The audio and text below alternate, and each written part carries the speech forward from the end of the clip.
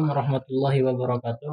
Waalaikumsalam warahmatullahi wabarakatuh. Hamdan wa syukralillah wa salatan ala rasulillah ibni abdillah wa la hawla wa la quwata illa billahil aliyil azim. Apa ini? Mikrofon. Oh, Amma ba'd. Perkenalkan, kami dari kelompok 1 mata kuliah Public Relation dari Prodi Komunikasi Penyiaran Islam semester 2. Nama saya Muhammad Ali. Saya Rosetta Al-Zahra. Insya Allah kami di sini akan mewawancarai bersama Bapak Yono SHI MAI selaku Wadek 3 di Fakultas Agama Islam. Kami di sini Pak ingin menanyakan 5 pertanyaan mengenai KPI di FAI.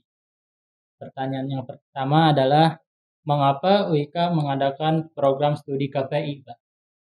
Oke, baik. Bismillahirrahmanirrahim. Saya jawab sepengetahuan saya ya. Iya, Pak. Karena home base saya bukan di KPI. Oke, baik. Terima kasih mahasiswa kesempatannya sudah berkunjung ke sini dan sudah mewawancarai saya soal KPI. Meskipun sekali lagi home base saya bukan di KPI. Jadi saya jawab sebisanya. Mohon maaf kalau ada kekurangan kesalahan ya. Kenapa UIK mendirikan KPI? Sebenarnya seluruh universitas dalam mendirikan prodi itu atau fakultas tentu melalui kajian. Jadi ada historisnya, ada kajiannya, ya. Baik kajian sosialnya, kajian kulturnya, budayanya. Nah, sehingga sampai pada kesimpulan dibutuhkan atau tidak prodi ini. Bagaimana juga dipertimbangkan minat masyarakat terhadap prodi ini. Saya rasa UIK mendirikan KPI sangat tepat sekali karena di Bogor ini, di kabupaten atau kota Bogor khususnya, prodi KPI itu sangat sesuai dengan kebutuhan masyarakat ya. Karena Bogor adalah kabupaten kota yang cukup religi juga di situ, di mana di KPI itu kan ada jurnalistik, ada dakwah ya. Iya, Pak. Muatan dakwahnya juga sangat dibutuhkan, kemudian juga tatanan jurnalistiknya sangat dibutuhkan. Jadi saya rasa sekali lagi UIK mendirikan KPI tentu melalui kajian, penelitian, dan sampai pada kesimpulan prodi ini sangat urgent untuk dibuka. Dan juga tadi ada juga kajian dari sisi peminatan dan sangat diminati. Itu saya rasa pengetahuan saya ya. Iya Pak. Mungkin selanjutnya kapan sih program studi KPI mulai ada di UIK? Prodi KPI itu berdirinya adalah 3 Maret 97. SK Direktur Jenderal Pembinaan Kelembagaan Agama Islam waktu itu ya. Keputusan nomor E/30/97. Itu izin operasionalnya sejak 1 Desember 1988. Itu izin operasionalnya dan dapat perpanjangan 3 Februari 2014. Di tahun 2014 mendapat SK perpanjangan izin operasional KPI. Itu. Dan mulai diperoleh status akreditasinya yaitu Mei 2017 dengan akreditasi A. Jadi satu-satunya pertama kali ada prodi yang terakreditasi A bukan hanya di FAI, tapi ruang lingkup universitas, prestasi luar biasa pertama kali diraih oleh KPI, yaitu meraih akreditasi A. Sampai sekarang kalau di FAI satu-satunya, tapi kalau di universitas sudah banyak prodi. Hanya Al-Aqdam wal Asrar. Pertama kali yang mempelopori itu yang paling the best kan. Gitu.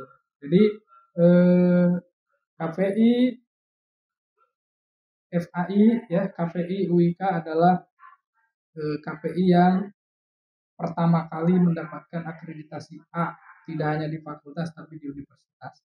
Sampai saat ini dari 7 prodi yang ada, bahkan 8 prodi kalau perizinan yang sudah berjalan kan 6 prodi.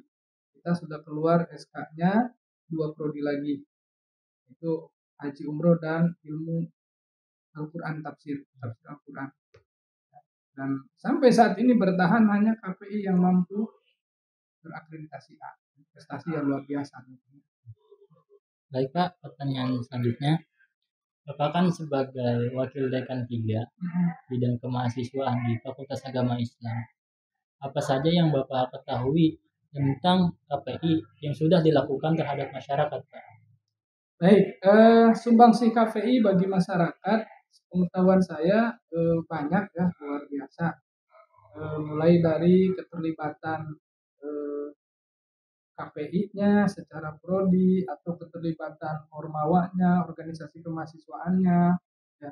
Mahasiswa KPI secara ormawa, organisasi kemahasiswaan adalah mahasiswa aktif, aktif dalam dakwah, aktif dalam jurnalistik. Sampai beberapa mahasiswa KPI itu terlibat langsung di namanya IDC, ya. Ya, itu adalah pusat dakwah Seribu Dai, dan mereka rutin berdakwah melalui media sosial, ya, bahkan sesekali juga terjun ke masyarakat.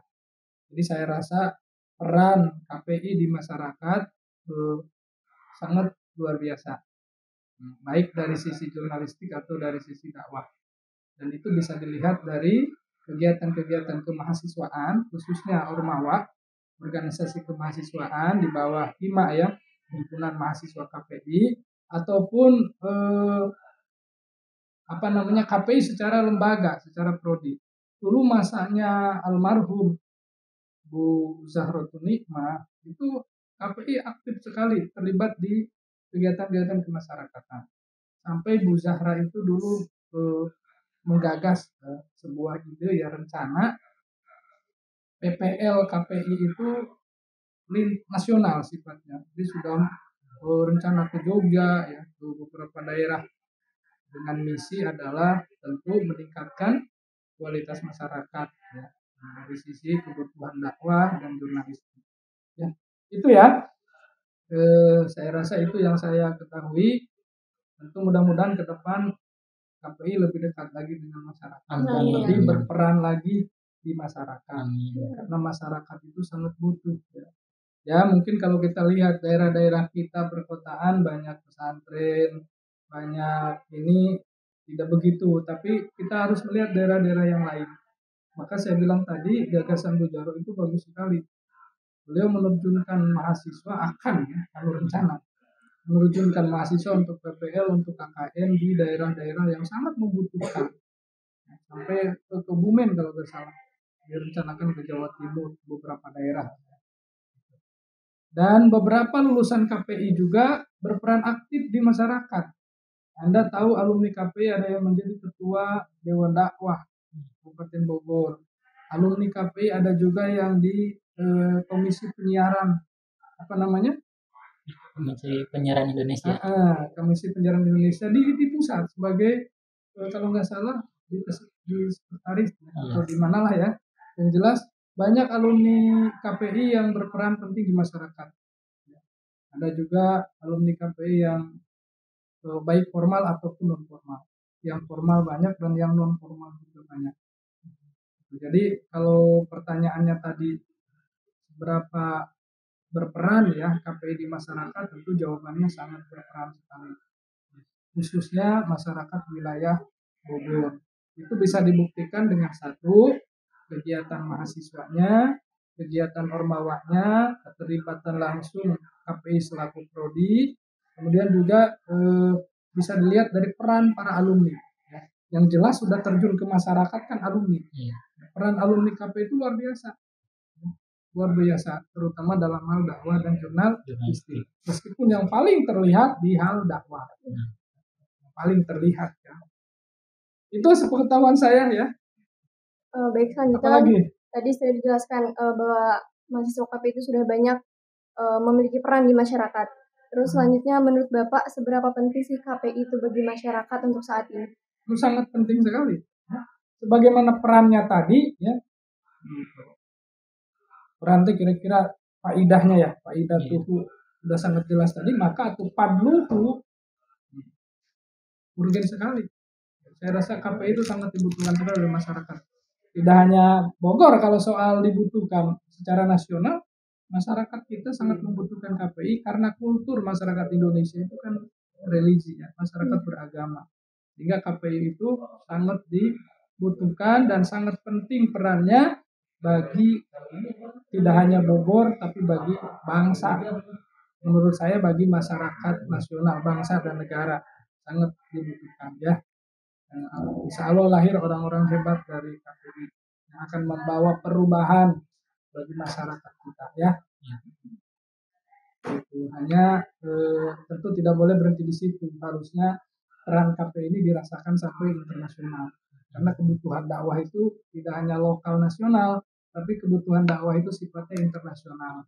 Kalau kita lacak ya, misalnya kedubes-kedubes negara-negara yang ada di negara-negara luar yang ada di kita, itu sebenarnya seperti momen Ramadan sekarang. Negara-negara luar itu butuh dai itu. Jepang misalnya ya, butuh dai, butuh imam. Kemudian sampai tidak hanya di Asia ya, sampai Amerika, Australia ya, itu butuh. Makanya dulu KPI bersinergi dengan namanya apa? Dulu KPI bersinergi yang di Parung itu dompet duafa kalau nggak salah. Ya.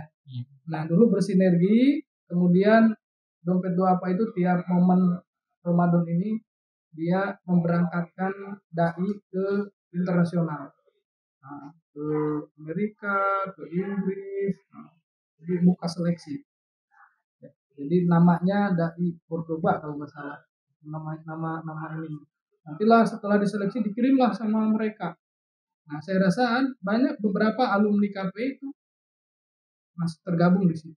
Jadi ada yang dikirim ke tadi dosen kita beberapa juga seperti Pak Ustadz Muhajir itu melalui Dai Cordova itu programnya dompet doa itu diberangkatkan ke Australia atau ke Amerika. Itu ya. Jadi sekali lagi urgensitas KPI itu tidak hanya lokal nasional tapi sebenarnya internasional. Jadi harus go internasional. Dan sayang kalau kemudian tidak diisi permintaan-permintaan itu. Secara finansial lumayan. Kamu ngimami di Jepang, itu satu kali imam finansialnya berapa bulan gaji di Indonesia kan? Sayang. Itu ya. Apalagi? Baik Pak, jadi di FAI itu yang dikatakan Bapak itu ada hampir 8 ya Pak, 8 nambah 1 ya? Iya. 8 program studi. Nah, kenapa ya dari 8 tersebut hanya KPI Pak yang berakreditasi A? Nah, itu banyak faktornya. Karena akreditasi itu kan ada standar yang harus dilalui. Kalau sekarang 9 standar, kalau dulu zaman KPI 7 standar. Nah, jadi kalau nanya kenapa A, jawabannya lah standar itulah mampu dipenuhi oleh KPI. Dari standar 1 sampai standar 7, ya, itu mampu dipenuhi dengan baik oleh KPI sehingga A. Di samping ada faktor-faktor lain. Tapi sekali lagi, soal akreditasi itu ada standar yang harus dipenuhi. Satu nih harus digaris bawahi.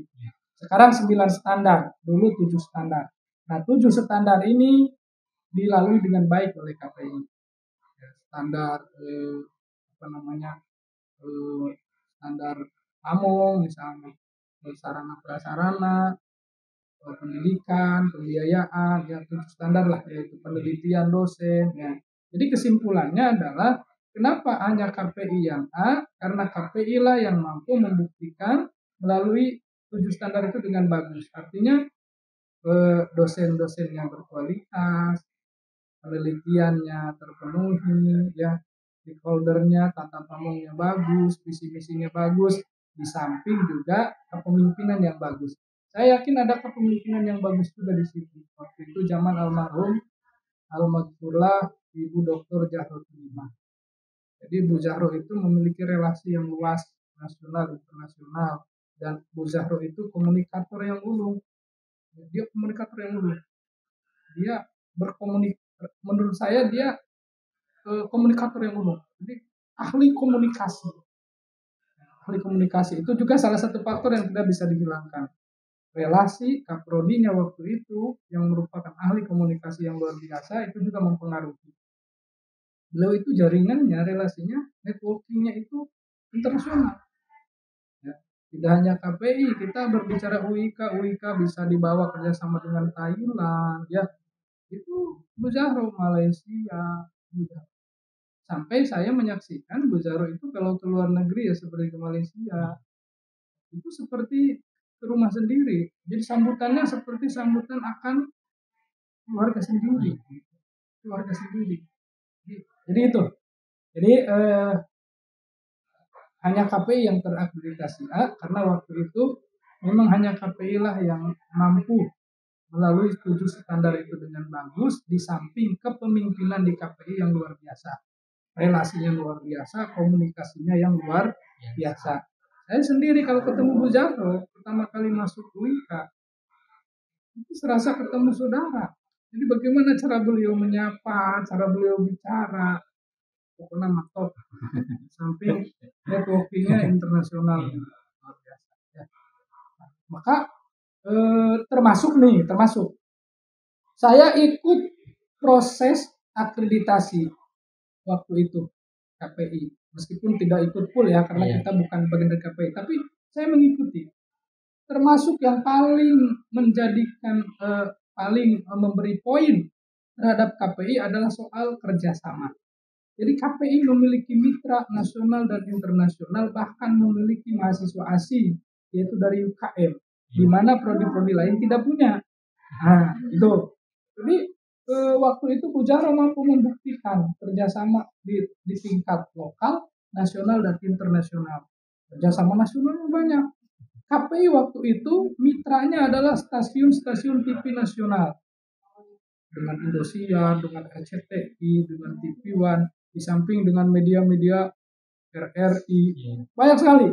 Nah, sekali lagi, itu memberi poin besar terhadap akreditasi KPI. Yaitu tadi soal relasi, soal kerjasama. Jadi kerjasamanya lokal, nasional, dan internasional. Nasional juga banyak. Dan KPI satu-satunya prodi di FAI yang punya mahasiswa asing, yaitu tadi UKM tadi, ya, Malaysia. Jadi itu juga berat besar poinnya saya rasa. Saya rasa besar. Karena saya menyaksikan waktu itu prodi lain belum mampu menjangkau ke situ, tapi KPI sudah menjangkau ke situ. TV-TV nasional menjadi mitra, internasional beberapa lembaga internasional jadi mitra, ya.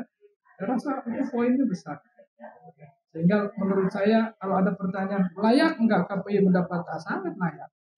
Karena saya menyaksikan. Ya. Itu ya. Iya Pak. Nah, jadi pertanyaan terakhir Pak Gunus Pak.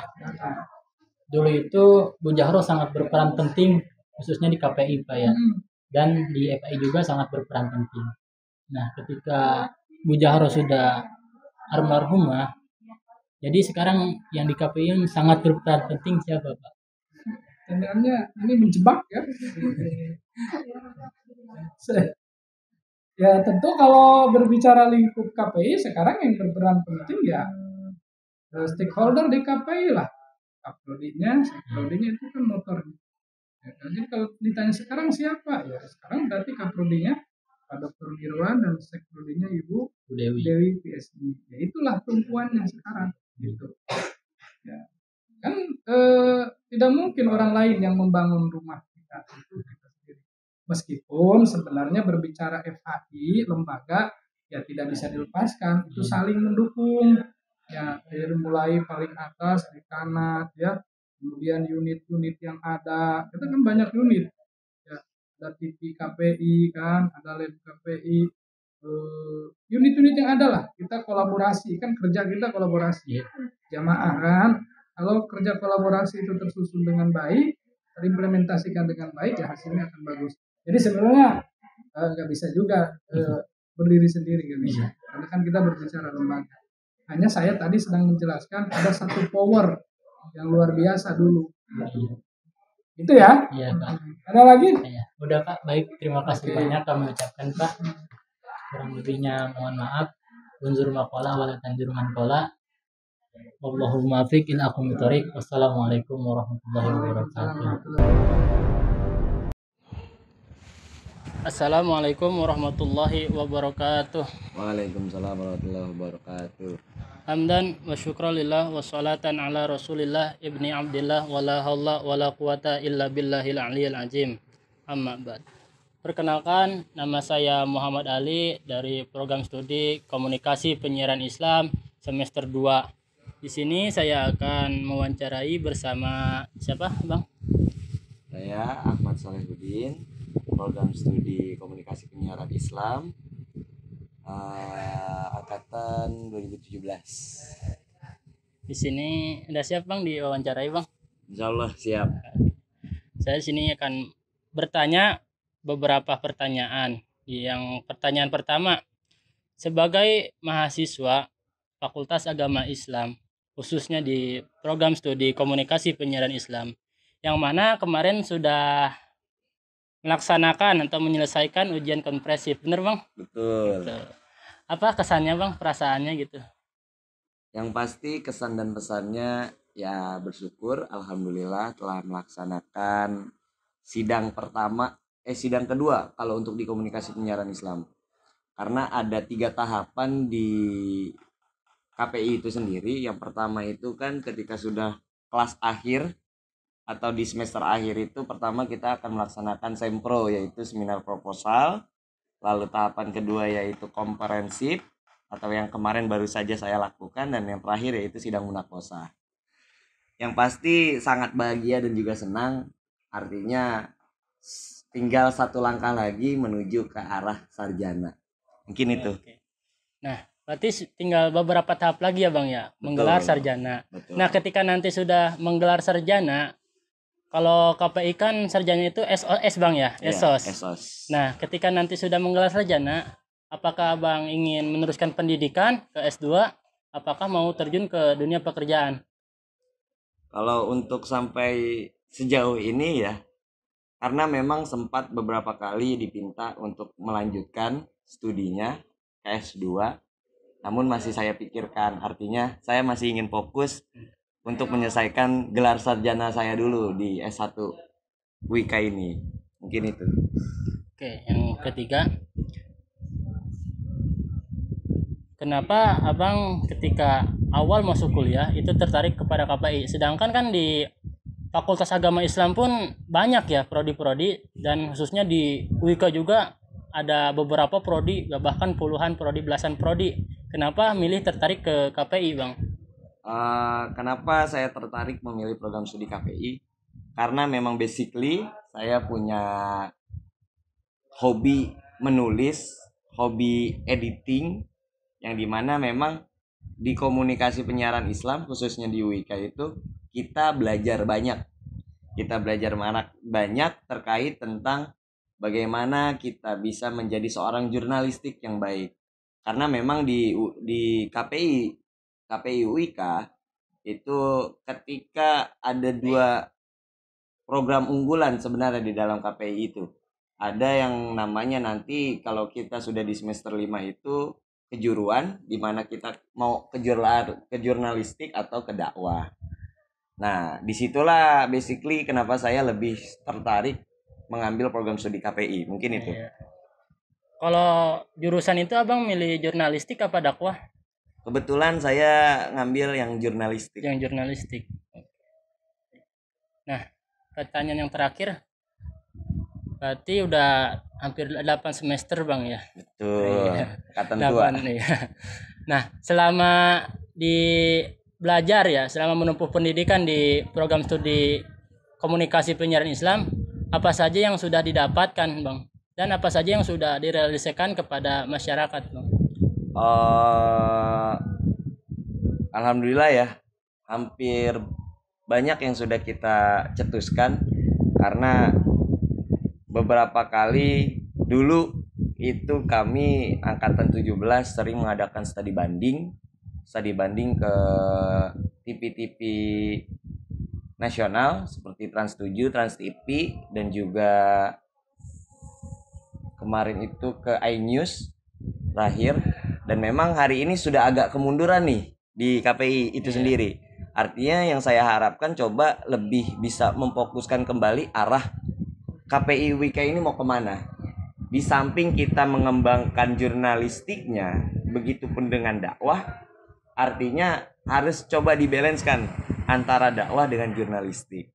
Nah, memang yang saya dapat itu sangat banyak terkait tentang ilmu yang saya dapat di WIKA, begitupun di program studi KPI, terkait tentang memanage organisasi, membuat suatu perencanaan, dan juga merealisasikannya, yang memang itu menjadi nilai plus. Seperti mungkin ya, kalau di kita itu setiap bulan suci Ramadan pasti ada namanya kegiatan KPI Mengabdi, ataupun banyaklah jenis-jenis kata-katanya, tapi yang penting itu kegiatan sosial yang memang kita bisa berbaur ke masyarakat.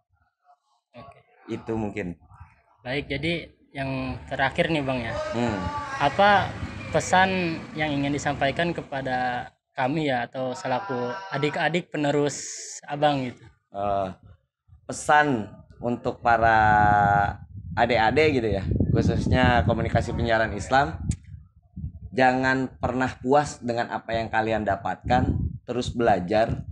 Karena kalau kata Tan Malaka itu terbentur, dan terbentuk. Artinya apa? Setiap kali kita melakukan apapun itu, pasti itu adalah benturan yang akan membentuk pribadi kita. Intinya, jangan pernah puas dan juga jangan pernah malas untuk membaca. Karena kita komunikasi penyiaran Islam gak lepas itu semua dari sosial media, terus juga dari kita membaca berita, melihat analisis framing isu yang ada di Indonesia hari ini. Mungkin itu. Oke. Baik Bang, terima kasih banyak atas pertanyaannya, atas waktunya yang sudah diluangkan untuk kami. Siap. Saya Muhammad Ali. Wallahu muwaffiq ila aqwamit thoriq. Wassalamualaikum warahmatullahi wabarakatuh. Waalaikumsalam warahmatullahi wabarakatuh. Assalamualaikum warahmatullahi wabarakatuh. Waalaikumsalam.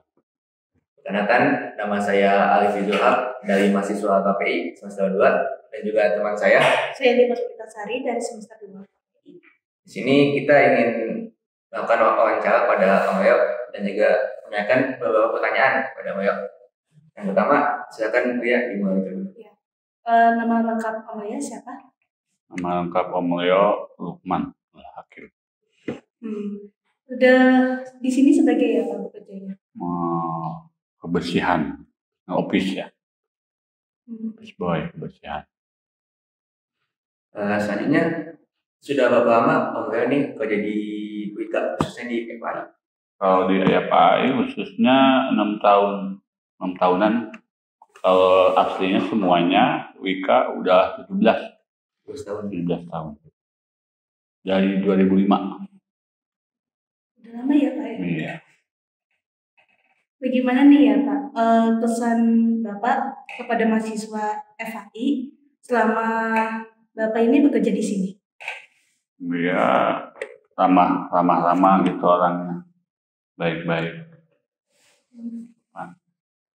Oke, dan terakhir nih Pak, kalau kesah apa sih yang Bapak rasakan selama bekerja di Wika, maksudnya di FI? Kalau kesah? Iya. Ya, sama Bapak aja nikmatin aja gitu, terus kesahnya ya. Nikmatin, dirasakan. Jadi intinya bahagialah. Karena seolah-olah Bapak telah membantu orang yang mencari ilmu. Masya Allah. Mungkin cukup sekian. Terima kasih atas waktunya dan juga kami maaf jika dalam kita waktu ya. Waktunya mohon maaf. Assalamualaikum warahmatullahi wabarakatuh. Waalaikumsalam warahmatullahi wabarakatuh. Bismillahirrahmanirrahim. Assalamualaikum warahmatullahi wabarakatuh. Waalaikumsalam warahmatullahi Alhamdulillahirabbil alamin wa bihi nasta'inu ala umuri dunya waddin. Shalatu wassalamu ala asyrofil anbiya'i wal mursalin wa ala alihi washabihi ajmain, amma ba'du. Baik teman-teman, perkenalkan nama saya Fadilah Rahman dari program studi Komunikasi Penyiaran Islam di Fakultas Agama Islam dalam Universitas Ibnu Khaldun. Di sini saya ingin sedikit berbincang-bincang hangat dengan Alustad Zaldi Pantoyo STS, yang dimana beliau ini di sini sebagai musyrif pustakaan di Pondok Saraful Haramain, yang dimana musyrif pustakaan adalah pembimbing bagi para santri dalam melaksanakan segala kegiatannya. Baik, di sini Afwan Ustaz, sebelumnya saya meminta waktu antum untuk sedikit bertanya-tanya dan sedikit meminta pendapat bagaimana kegiatan-kegiatan yang ada di Universitas Ibnu Khaldun ini. Mungkin Afwan Ustaz, sebelumnya saya meminta waktunya, apakah diperkenankan? Ya, boleh, silakan. Oke, baik. Untuk yang pertama Ustaz, saya ingin bertanya, bagaimana pendapat antum tentang keaktifan mahasiswa-mahasiswa Universitas Ibnu Khaldun, terutama dalam program saya, yaitu program Komunikasi Penyiaran Islam, saat mereka terjun ke masyarakat? Bagaimana pendapat antum setelahnya? Mungkin bisa langsung. Ya, pandangan saya selama ini terhadap mahasiswa Universitas Islam Ibnu Khaldun, khususnya di jurusan komunikasi dan penyiaran Islam, saya lihat keaktifannya cukup baik, cukup positif ya.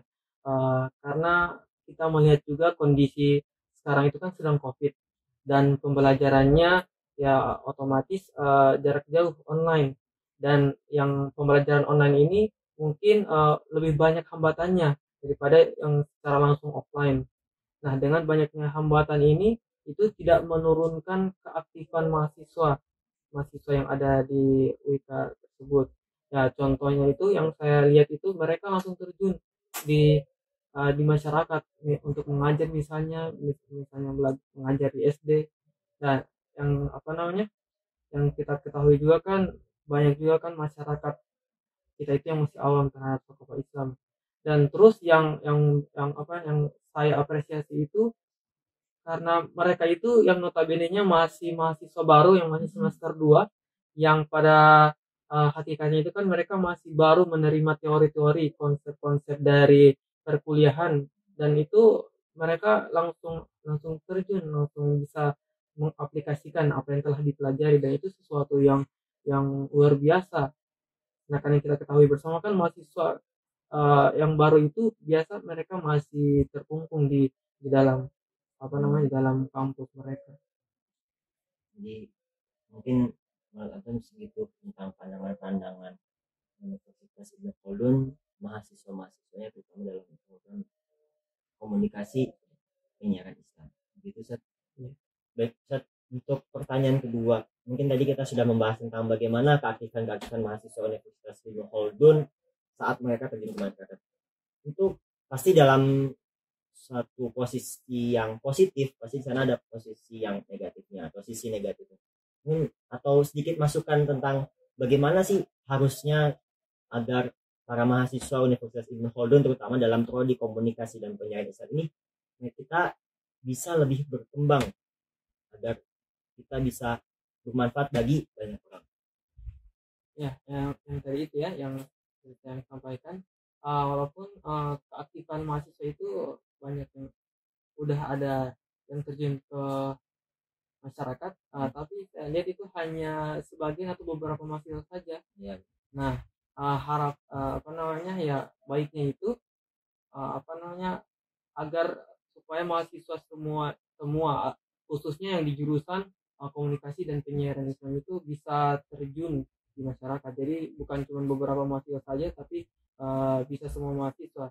Yang mana kita ketahui kan di masyarakat itu kan banyak orang-orang yang masih awam dengan tokoh Islamannya. Nah, makanya harapan itu, masukannya itu agar mahasiswa itu dapat bisa mencontoh beberapa mahasiswa yang telah langsung terjun, walaupun notabene-nya mereka masih mahasiswa yang baru masuk apalagi semester